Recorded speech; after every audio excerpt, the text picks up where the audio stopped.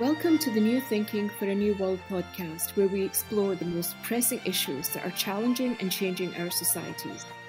We are looking for new thinking and new solutions, wherever we can find them.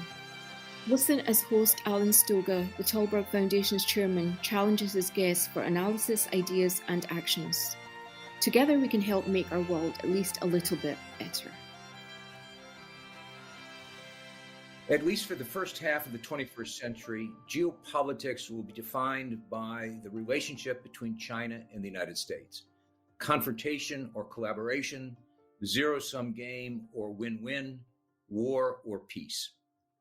My guest today is Jonathan Ward, an American who is becoming one of the country's leading China experts. Dr. Ward, who has lived and worked in China and has a deep affinity for the Chinese people, recently published a new provocative book, China's Vision of Victory. Welcome, Jonathan. Thank you, Alan. It's great to be here. You write in the book, the Chinese vision of victory is about a world in which China's power is limited not by any other state or superpower, but only by the Chinese Communist Party's imagination. So let's start there. What kind of world do you think the CCP imagines? Well, the CCP overall envisions a world in which it's returned, in a sense, to supremacy. I mean, this is built on an ideological sense of time and history and a sense of ultimately national destiny. They have a concept called the century of humiliation, which was from the Opium Wars until the founding of the People's Republic in 1949. And this was a period in which they saw themselves as humiliated at the hands of foreign empires. And the project of the Communist Party of China, and broadly speaking, the Chinese Revolution, even before the CCP and the PRC, was to restore China's position in the world to one in which they could contend with other major empires, other major powers. But I think they've taken that further now and see it ultimately as, supremacy in an international system, a system that returns to a sense, of an earlier imperial worldview where China sat at the head of the known world in what was then East Asia. So in today's global world, of course, that would mean China at the top of an international system that is fully global, and their power has expanded worldwide, chiefly through economics and international influence, but they're also building a military that's designed to secure their expanding power, initially in their region, but ultimately around significant places in the globe. There is a sense around almost everywhere that China's continued rise, is inevitable. Some would even argue good, but leave the value judgment aside for a minute, and that the rest of the world ought to accommodate that rise. And this is what I would call the place at the table argument, that we have an existing system, that China over the last 50 years has emerged as an incipient superpower, maybe a superpower, and that they both deserve and want a place at the table. My sense of your argument is that they don't want a place at the table, they want the table, or rather they want it to be the Chinese table. Is that a fair summary of what you, in fact, just introduced? Well, I think that's right. It's a sense that they are meant to be the dominant power, and that the world is sort of essentially set right when China has no true rival or equal. And you think about where they are today with the one country that stands in the way as they achieving this kind of vision, and that's the United States. So in the same way that the Sino-Soviet split happened in the Cold War, because essentially Mao could not accept the role of junior partner to the USSR. I mean, today they've never really sat well with other major powers, and they see themselves as in the final stretch to surpass the United States and to ultimately usher in a world in which they are unchallenged. And that's the world they'd like to be in. So their world is one in which, as you've just said, they're unchallenged. But what does their world look like? Beyond the fact that they are the sole superpower, as the United States was briefly after the fall of the Berlin Wall? Well, I think it has chiefly to do with becoming, as they see it, the centerpiece of the global economy. I mean, that's sort of the underlying strategy here, is to become the dominant feature of a globalized economy. I mean, the center of supply chains, an enormous market that basically brings all manner of nations and industries to their door, to be second to none in terms of technology, military power, to secure, as they see it, their overseas interests that really are far beyond East Asia and go across what they've been very clear about in the Belt and Road. I mean, there's an intercontinental strategic geography that they see as necessary to project power across those continents and regions. And then you're talking about a world that in many ways is, conceived in the image of the Communist Party, in which there isn't really dissent. I mean, they have obviously expanded their ability to coerce and sort of control, as they see it, their own population.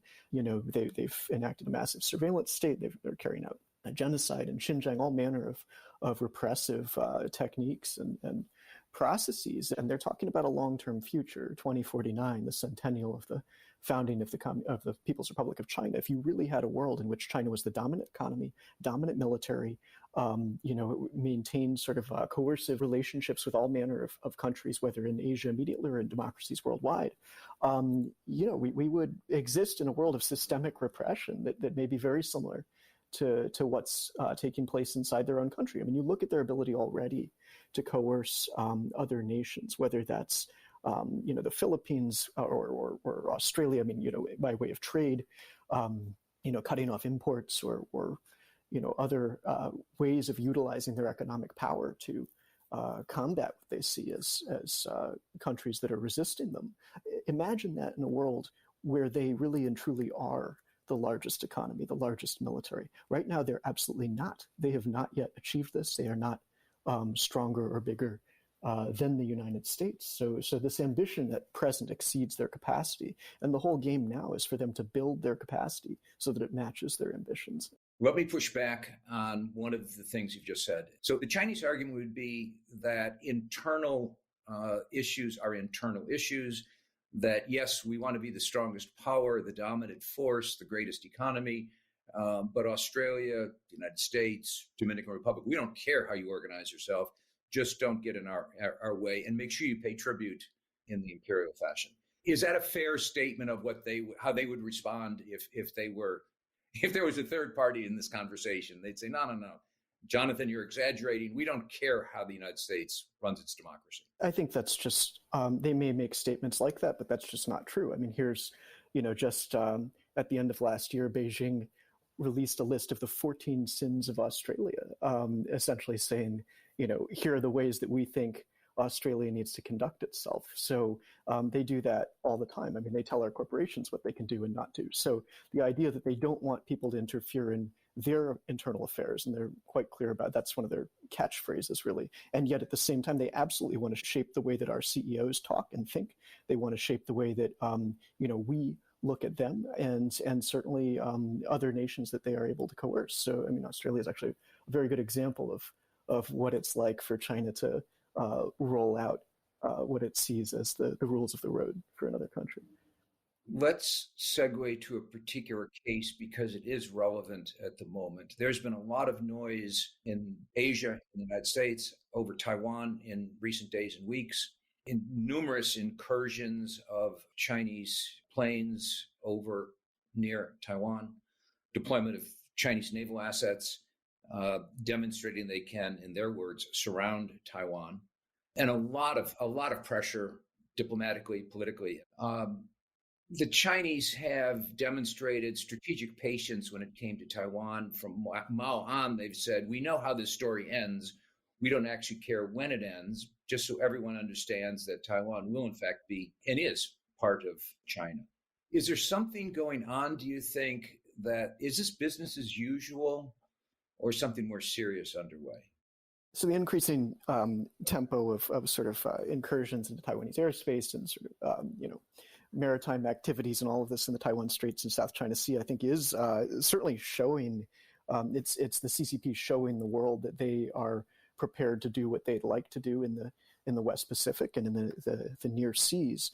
But the Taiwan issue is certainly one of the core aims for the Communist Party to eventually, as they see it, reunify Taiwan with the mainland. And part of that has a lot to do with the broader military geography of the Pacific. I mean, what they'd like to attain by having a kind of unsinkable aircraft carrier right there. It gives them open access to the Pacific and even more importantly to the Indian Ocean, where so much of their oil and energy and major trade routes come through that region. So it positions them for the broader intercontinental geography that they seek to hold sway over, which is that of the Belt and Road, and at the same time it's an ideological goal that's existed for so long, since the Chinese Civil War, really. So I think what we're seeing at the moment is part of a broader feature of China's diplomacy, where they are saying to the United States that we're ready for this rivalry. I mean, essentially the gloves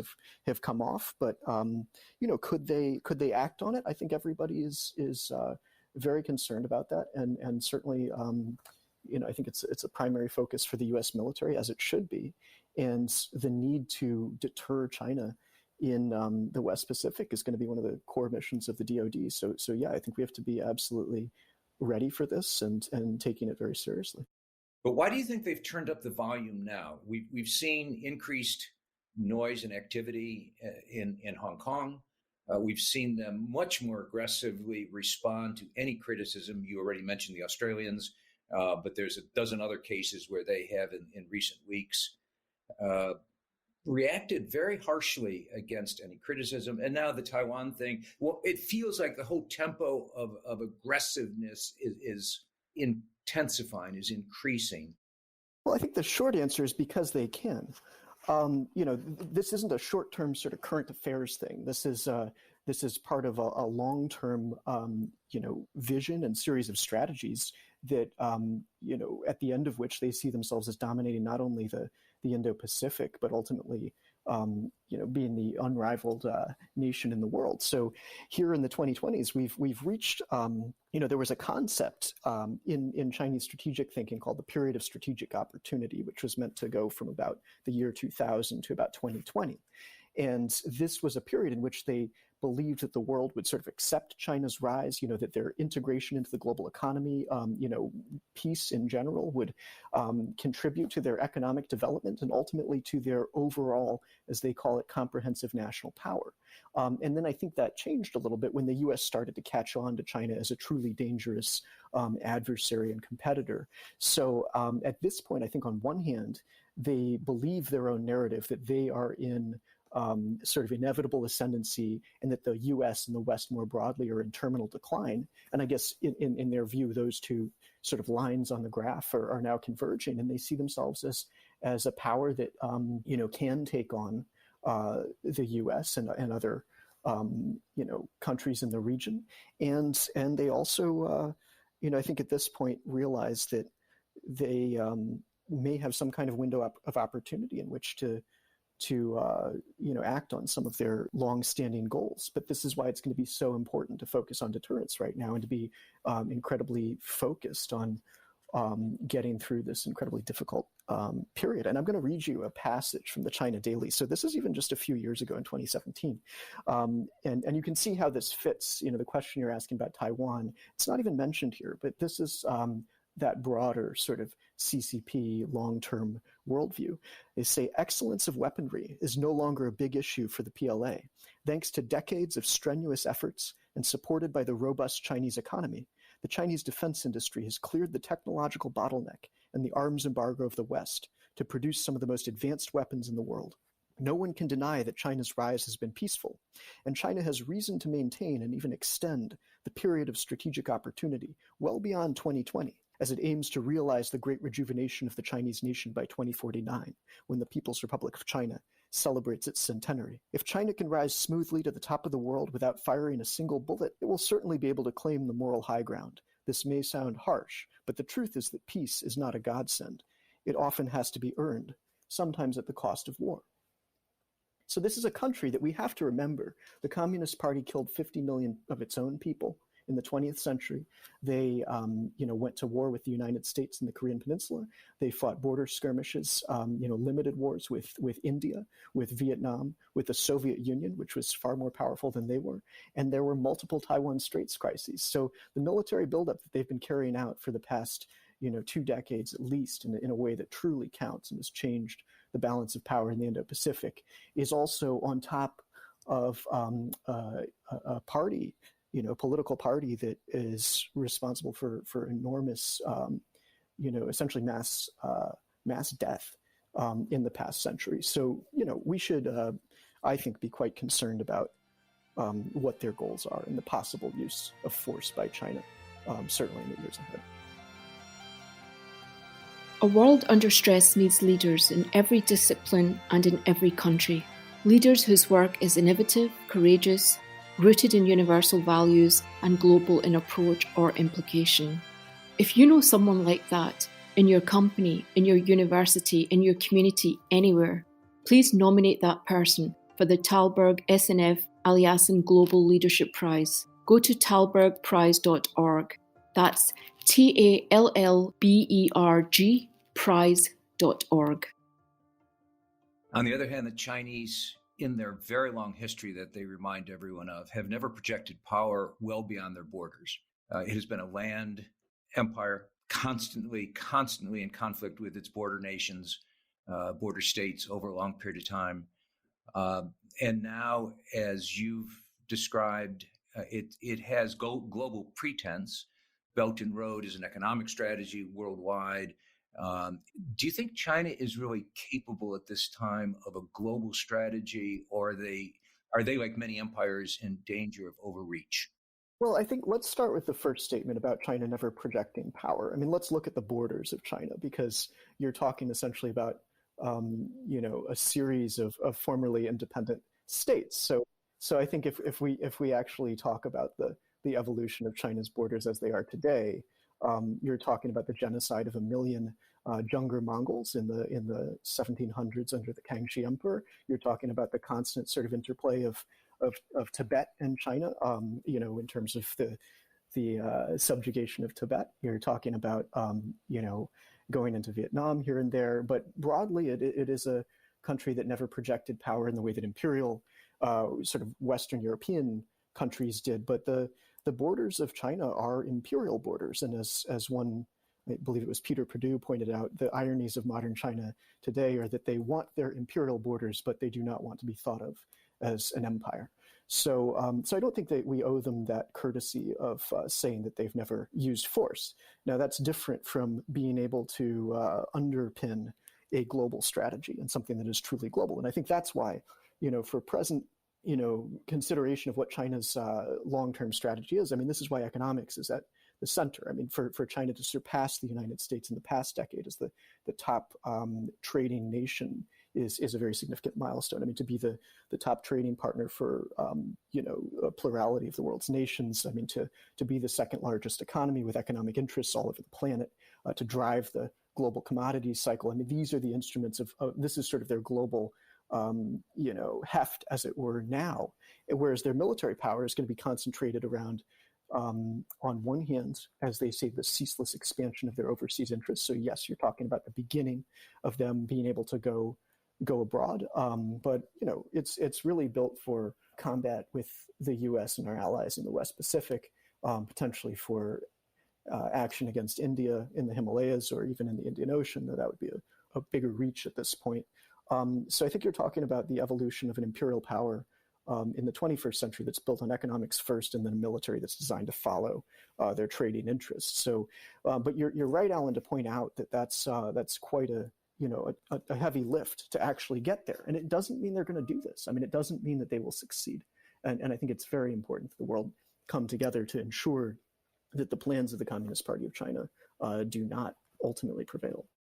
That's a problem, because it's quite clear that the European view of China overlaps, but is somewhat different from the American view of China, which overlaps, but is somewhat different from perhaps the Japanese view of China. Do you see a path towards a coming together of an understanding, a common and shared understanding of what's at risk here? Well, I think there's certainly a path to doing that, and I think it's starting to take shape little by little. The three recommendations I put out in China's vision of victory to, ultimately counter this vision of the party and its broader goals, where the United States will have to remain the world's top economy. You'll have to unite the world's democracies in a diplomacy that can counter China at every turn as needed. And then you have to maintain defense and deterrence in the Pacific. So, I think that we're seeing at least a couple of those things start to move forward a little bit. And as to Europeans, Europe's view of China, I mean, this is certainly, I think, the question on which the free world's diplomacy turns. I mean, we have to be united with Europe in a sense of what China's really about. I think Britain has started to see the differences here. I mean, their latest defense review is given sort of a new importance to the Pacific. The events that you've mentioned, I think, have had an effect. For example, consolidating control over Hong Kong. I mean, that certainly rattled, I think, many in Europe and certainly in Britain. The sanctioning of European MEPs, just in the wake of the investment deal, getting on the table. I mean, that's going to have a counter. There'll be blowback to that, no doubt. And I think you're starting to see, differences in the parliaments. I mean, in the Bundestag, you've got certainly another generation of parliamentarians that do care about the human rights issues and do care about the genocide taking shape in Xinjiang. And ultimately, for Europe to understand China through the lens of security and human rights is going to be essential. And we're going to have to be building our economic relations among our fellow democracies in an alliance-based trading system. I mean, that's what we really need worldwide to integrate Asia, Europe, North America into an alliance-based trading system so that our economies can prosper, even as we have to take harsher measures against China on human rights grounds and security grounds and otherwise. That is an excellent point, because you make the point in your book, and you've made the point again today, that China has a multifaceted strategy, which is at the core based on economics. And if we were having this conversation 2 or 3 years ago, there would have been a question as to whether or not we could decouple not just the United States economy and the Chinese economy, but the Western economies from the Chinese economy. Clearly, perhaps not intended, one unintended consequence of the Trump administration is we've discovered you can indeed decouple. Another consequence of the pandemic, perhaps, has been you can decouple. But clearly, that is at enormous cost. We're in a period where the friction is rising. You can sort of smell the friction starting to burn a little bit. But are we at the point of a break? And if so, how do we manage that break? Well, yes. I mean, I do think that at this point, if you're a business leader and you see China as one of the essential elements of your long-term strategy, i.e. where you're going to be in the next 10 years, I don't think that is going to work out very well. I mean, the geopolitics are going to overtake that strategy, and China just can't be what you're basing your future investment or market goals on. I mean, you have to have a new global strategy, and we're going to have to find offsets. I mean, it's going to be, I think, about repositioning worldwide so that we can reduce dependency on China. And certainly events like you've mentioned, like the pandemic, have accelerated the thinking on how to do that. I mean, there's a Congressional Research Service report on medical supply chains linked to China that was absolutely fantastic. I mean, it's just a very detailed assessment of how we're dependent on China for medical supplies and how to fix that dependency. And you could start to apply that to a whole range of strategic industries. And I think that's why a new American industrial policy is going to be essential. I mean, coordinating industrial policy with other free countries in Europe, in Asia, in India. I mean, you're going to have to rebuild a new form of globalization that is built on the world's democracies and builds away from the autocracies, from Russia, China, and Iran. And this happens every few generations, and we're going to have to prepare for it by, looking to find growth among the other democracies. And the other thing is, I think we have to understand there's a natural decoupling that's going to happen, because the other major economic update that's going to happen in this decade is, the Internet of Things and the digitization of all kinds of machinery and processes and, consumer appliances and you name it. And at the end of the day, our two operating systems just won't be compatible. I mean, we're not going to be using Alibaba sort of smart refrigerators or Huawei smart cars anymore. You've seen the Communist Party has already called Tesla into question when it comes to their fear of American technology. So you're going to have the tech decoupling that I think is more than just technology. I mean, it's going to affect multiple industries. And with that, you wind up in a bifurcated world. So it's better for us to be investing now in what that bifurcation looks like. We're going to have to rebuild our ability to do manufacturing in North America and in Europe and other democracies as well. And ultimately to pave the way for a new divergence from China, where we can ultimately leave them behind economically, defund their military capabilities and essentially prevent their ambitions from coming to fruition. That's a dramatically different world than the one that we thought we were living in. Certainly over the last 30, 40 years, this move towards a globalized world, famously Tom Friedman's The World's Flat, we're all going to share the same operating systems. We're all going to share the same resources. The inevitable leveling of cultural differences, of et cetera, et cetera. That's a naive version of what we have been living through. But indeed, we have built an entire global infrastructure, everything from the United Nations through the International Monetary Fund and the World Bank. Indeed, how banking works today. Everything is structured assuming that we would have this well-integrated, stable, sustainable world. And you've just said it's time to rethink that world. Well, I think that, on one hand, many of the institutions you've mentioned are certainly, predate the sort of Thomas Friedmanism and all of that, and serve their very important roles in a post-Second World War order and in the sort of so-called Pax Americana. But, I remember when my great uncle, who was involved with the OSS, gave me a copy of Thomas Friedman's The World is Flat when I was on my way after graduating from Columbia, where I did Russian and Chinese. I took the Trans-Siberian Railway from Moscow to Beijing, and he gave me this book, and he said, look, I don't understand this anymore. And a very experienced man, but he said, you read this book and you tell me what you think. And I read Thomas Friedman, The World is Flat, on my way on the 8-day train ride across Siberia.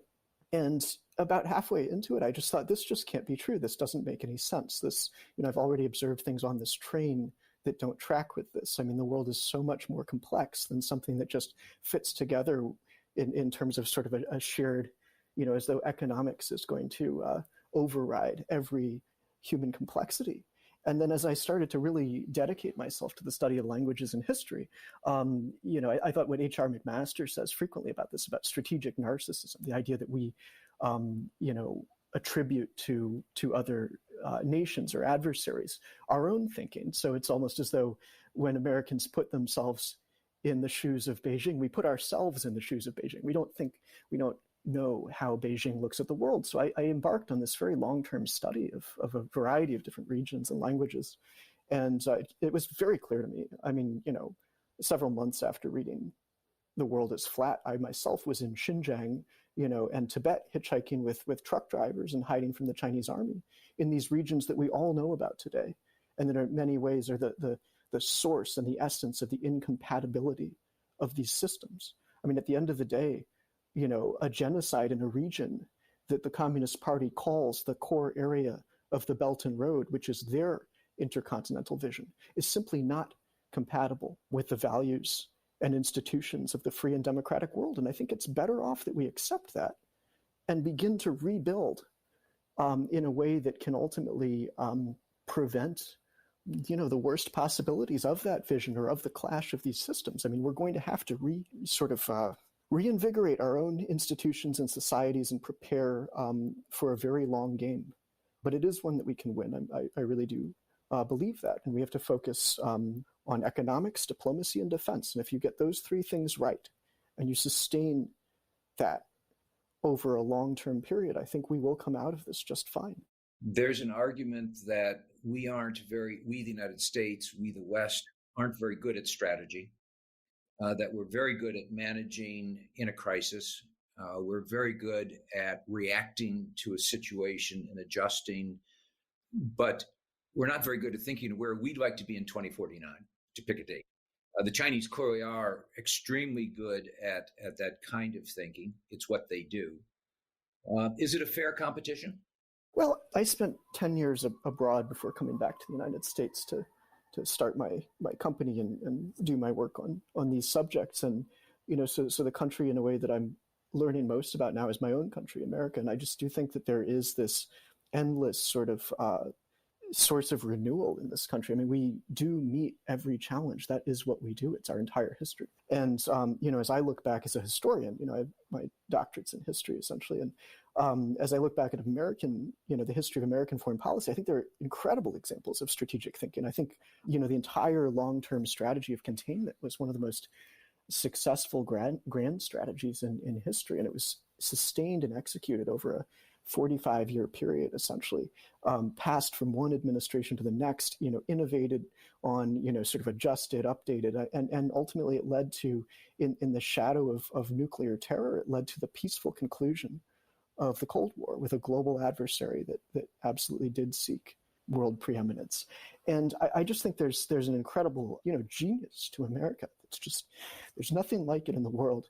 And once we apply ourselves to this problem, and once we're able to bring our allies and friends to this situation, I think it'll activate the best of our values and bring together the deepest reservoirs of our potential. And we can't forget, this is a country that's made up of everybody. I mean, that was the part that I found so exciting about spending all my years abroad as an American, was whether I was in the Middle East or China or India or Latin America. I mean, everybody would, tell me how they wanted to come to the United States and be a part of our future in our country. And I think that was a somewhat unique experience for an American millennial, to see that the world, many, many people of the world did think that our success counted and they saw themselves as a part of it. So I just think that our opportunity to lead through this moment is extraordinary. And if we are able to maintain peace throughout this competition, focus on the real decisive turning points and the real sort of nature of the contest, I think it'll make us stronger, and it may even resolve some of the deep troubles that we are now experiencing at home. So I am optimistic about not only the United States, but the future of the free world, and all the great nations that are in it, from India to Japan to Australia to across Europe to many other nations, and certainly the rising nations in the emerging world, which all in the past century threw off various forms of imperialism and do not want to see that again. I mean, many of them understand what it would be like to be dominated by the People's Republic of China. And I think that presents an opportunity for an enormous counterpoint from the United States to lead in the emerging world, perhaps in ways that we have never done before. I mean, that was envisioned by Kennedy. He had a fascination with Asia and Africa and the independence movements, and saw that America could play an important role in that. But today we're going to have to do that through economics. Let me ask a last, probably unfair question. We live in a world where there's a lot of surprises. You actually have to wake up every day and see what happened, because things are happening that are out of the normal range of expectations. What would most surprise you? Wake up tomorrow, a week from tomorrow, what headline would most surprise you? It's a great question. There are a lot of headlines that wouldn't surprise me. That, when Xi Jinping made himself ruler for life, that wasn't a surprise. The things in Hong Kong weren't a surprise. The clashes on the Indian border weren't a surprise. Even action on Taiwan, it's in the cards. I mean, we all need to understand that that's a possibility. What would really and truly surprise me? I'd love to see bipartisanship in America. I'd love to see us heal our own differences and take an approach to the world that recognizes our essential role, and that if we started to lay down our arms against each other, so to speak, I mean, that would probably be the thing that surprises me, but the most pleasant surprise. It would be a pleasant surprise. Unfortunately, that we both agree it would be a surprise probably tells us that it's not the most likely thing that we'll read, but who knows? Jonathan, thank you very much for this. We clearly are at an inflection point, probably a series of inflection points.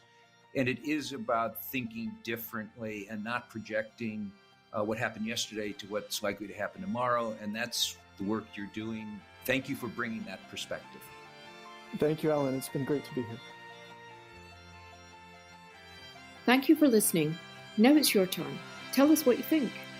You can find us on Facebook, Twitter, and Instagram, or you can subscribe to our newsletter at talbergprize.org. Thanks again, and most importantly, don't forget to nominate a leader whose work deserves to be recognised and imitated. This podcast brought to you through the generous support of SNF, the Stavros Niarchos Foundation.